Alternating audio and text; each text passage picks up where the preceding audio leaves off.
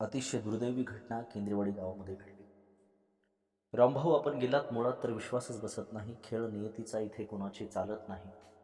आपल्या जाण्याने गाव सुन्न झालंय, अवाक झालंय. निष्खळ व्यक्तिमत्व, निराशा कधी चेहऱ्यावर पाहिलीच नाही.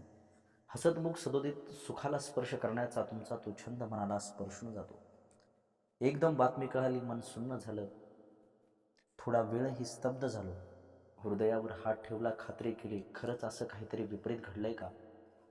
रामभाऊंचं जीवन म्हणजे निखळ पाण्याचा झरा, सुगंधित चंदनापरी ते जगणे आणि सदाच पुऱ्या काय करतोय म्हणत विचारणा करणारे रामभाऊ.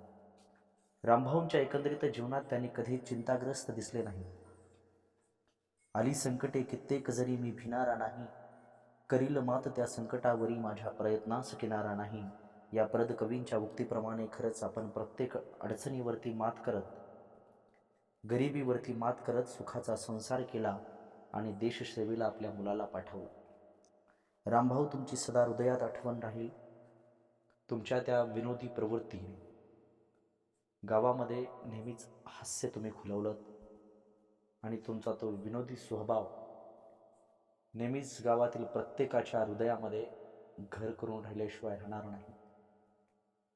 रामभाऊ, तुमच्या या पवित्र आत्म्यास शांती लाभो हीच सदिच्छा